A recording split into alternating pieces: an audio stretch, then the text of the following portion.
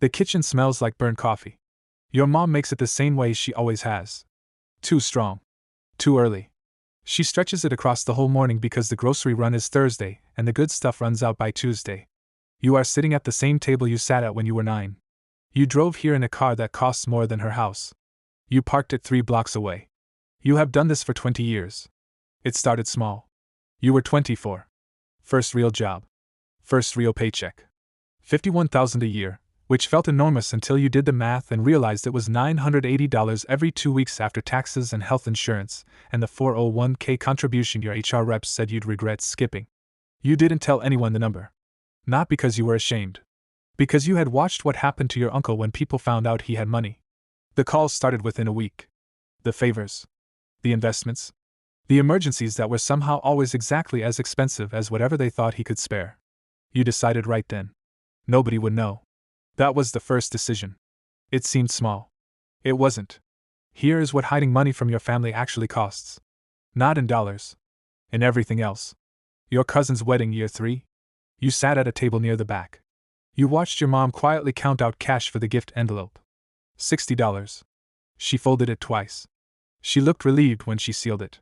You had $340,000 in a brokerage account. You gave $75 in your own envelope. You made sure it looked right. Not too much, not too little. You had already learned to perform normal. That performance is a skill. And skills don't stay in one room. They spread. By year 5, you were worth just over $1 million. You told your family you got a raise. By year 10, for $1 million. You told them the market had been decent. By year 15, you stopped tracking the number every day.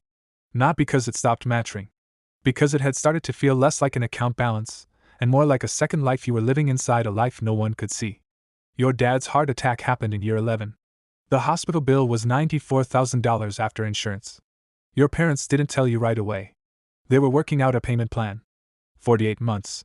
They had already signed the paperwork by the time you found out. You paid it off the next morning. You said you borrowed it from a friend at work. Your dad said he'd pay you back. You said the friend said don't worry about it. Your dad got quiet. Then he said, tell your friend thank you. You said you would. First rule. The secret isn't about the money. It's about staying useful without becoming a target. The moment your family knows the real number, you stop being their son. You become their solution. And solutions don't get asked how they're doing. Year 16. Your sister's kid needed braces. $2,000. Your sister mentioned it once, casually, then immediately changed the subject the way people do when they're embarrassed about needing something. You sent a check through her husband. Said it was a work bonus you didn't know what to do with. She called you crying. You said it was nothing. It wasn't nothing. But you couldn't explain what it actually was. That it was 20 minutes of interest on a position you'd been holding for 6 years. That the real cost wasn't the money. The real cost was sitting on the phone listening to her cry and not being able to tell her that this was never going to be a problem again. Not for her. Not for your parents.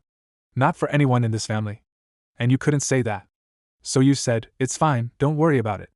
And she said, I don't know what I'd do without you. And you said, you'll never have to find out. And that was the closest you ever came to telling the truth. Second rule. You don't hide wealth to feel powerful. You hide it to stay human. Money changes how people see you before it changes anything else. You weren't ready to be seen differently. Maybe you still aren't. You're 20.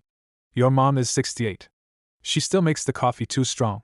She still stretches it across the morning. Not because she has to. The house is paid off. Has been for 4 years. You handled it through a refinancing structure she never fully questioned. She does it because that's who she is. Scarcity becomes identity. Identity doesn't disappear when the scarcity does. You love her for it. You also understand, finally, that the hiding wasn't only about protecting yourself. It was about protecting her. The version of her that raised you.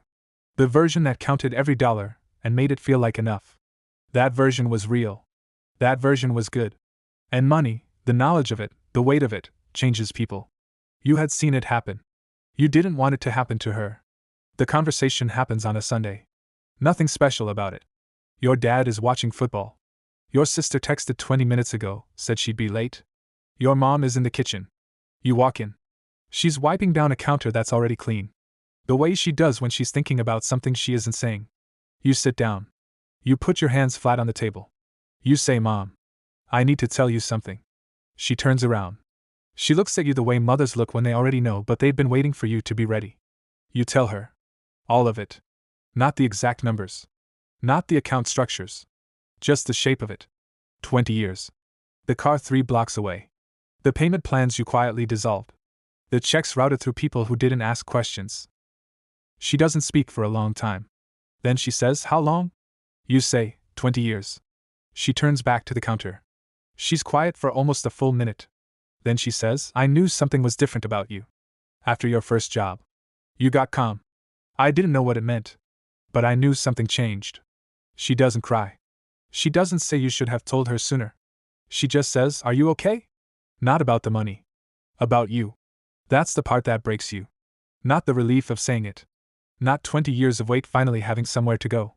The fact that after everything, after 20 years of secrets, and routed payments, and parked cars, and performed normalcy, her first question is whether you're okay.